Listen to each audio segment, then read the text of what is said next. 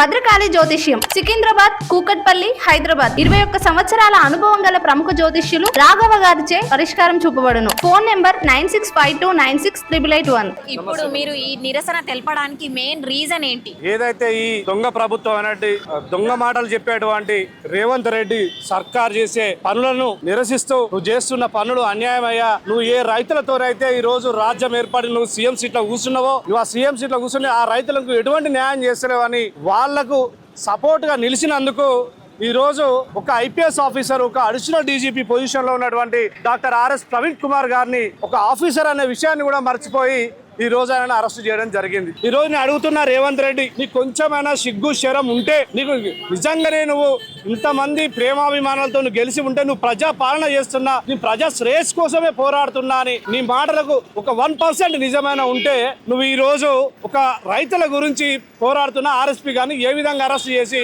ఇప్పటి వరకు కూడా నువ్వు స్టేషన్ లోనే ఉంచుతావు? ఎందుకు ఆయన ఏమన్నా దొంగతనం చేసిండా, లేదా ఆయన ఒక నక్సలైట్లుగా సపోర్ట్ చేసిందా, లేకపోతే ఆయన ఒక టెర్రరిస్టా, ఆయన ఏం చేసిండు? నీ రాజ్యానికి ఏం నష్టం కలిగించిందని ఈ రోజు నువ్వు ఆయన అరెస్ట్ చేయడం జరిగింది. నీకు జరిగిన నష్టం ఏంది? ఎక్కడో పోడు భూములు అయినటువంటి వాటికి పట్టాలు ఇవ్వాలని రైతులు దాదాపు 400 మంది రైతులు పాదయాత్ర చేసుకుంటూ నీ దగ్గరికి వచ్చి వాళ్ళ విన్నపం విన్నపించుకుందామని వాళ్ళు వచ్చిండ్రు. నువ్వు వాళ్ళ విన్నపం వినకుండా వాళ్ళని అక్రమ అరెస్టులు చేసి, ఆ అరెస్టులు చేసిన వాళ్ళను బలవంతంగా సెక్యూరిటీ పెట్టి మళ్ళీ వాళ్ళని వాళ్ళ సొంత ప్రాంతాలకు నువ్వు తిరిగి పంపుతాను. వాళ్ళ మాట ఇంటలేవు నువ్వు. ఆ విషయం ప్రజల ద్వారా తెలుసుకున్న ఆర్ఎస్ ప్రవీణ్ కుమార్ గారు ఆ రైతులకు వెంటనే వాళ్ళ పోడు భూములకు పట్టాలు ఇవ్వాలి. గతంలో కేసీఆర్ గారి ప్రభుత్వం పోడు భూముల పట్టాలు కొంతమందికి ఇచ్చింది, ఇంకా కొంతమందికి ఇచ్చే పరిస్థితిలో నువ్వు మొత్తం ఇస్తాను వాగ్దానం చేసినావు. వాళ్ళకి అది ఇవ్వండి అని శాంతియుతంగా ఆర్టికల్ 19 భారత రాజ్యాంగంలో రూపొందించిన ఆర్టికల్ 19 ప్రకారం నిరసన తెలియవలసిండు. ఆ ఆర్టికల్ నిరసన తెలియజేసే స్వేచ్ఛ కూడా లేదా ఇప్పుడు ఈ రాజ్యంలో? అంటే నువ్వు ప్రజాపాలన చేస్తున్నావా, నువ్వు రౌడీయిజం చేస్తున్నావా? దాదాపు నువ్వు సీట్ ఎక్కినప్పటి నుంచి ఇప్పటి వరకు దాదాపు 550 మంది పై చిలుకు రైతులు చనిపోవడం జరిగింది. మరి నువ్వు ఏడిస్తున్నావు? ఈ స్వరాజ్యమైన పాలన ఎక్కడ చేస్తున్నావు? ఈ రైతులతోనే నా యొక్క ఈ రైతులే నాకు పెద్ద అండ, ఈ రైతులతోనే నాకు ఈ రాజ్యం వచ్చింది అని ఎన్నో బోగరు మాటలు చెప్పినావు కదా. నువ్వు ఏం చేస్తున్నావు? ఇప్పటి వరకు నీ నోట్లకి వెళ్ళిన మాటలు ఒక్కటి కూడా చేస్తలేవే. అన్న బోకరోడు చెప్పిన మాటలే చెప్తుంటేవి. మరి ఏ విధంగా నిన్ను నమ్మి ఇంకా ప్రజలు నేను ముందుకు తీసుకెళ్తారు? నువ్వేం, నీ కథ అయిపోయింది మీడియా, నువ్వు అర్థం చేసుకో. నీకు రాబోయే స్థానిక ఎలక్షన్లలో నీ సిట్టు జునుగుతుంది.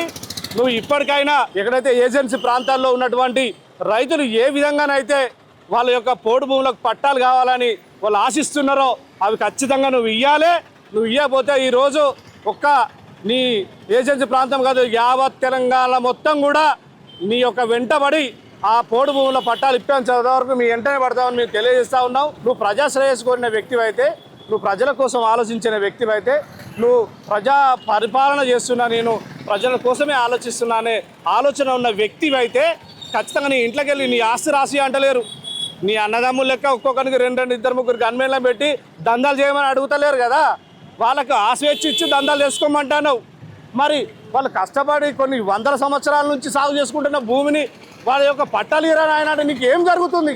నువ్వు ఏ విధంగా చేస్తున్నావు అన్నది ఒకసారి నువ్వు ఖబర్దార్ రేవంత్ రెడ్డి. నువ్వు ఈరోజు వెంటనే మా ఆర్ఎస్ ప్రవీణ్ కుమార్ సార్ గారిని విడుదల చేసి వెంటనే క్షమాపణ చెప్పాలి. నువ్వు అక్కడ అరెస్ట్ చేసిన పోలీసులు వాళ్ళ యొక్క నీ యొక్క పిలుపు కోసం వెయిట్ చేస్తున్నారు. ఇప్పటివరకు వదిలిపెట్టలే. రేవంత్ రెడ్డి గారి యొక్క ఆదేశాల మేరకు మేము వదిలిపెడతామని వాళ్ళు అట్లనే వెయిట్ చేస్తున్నారు.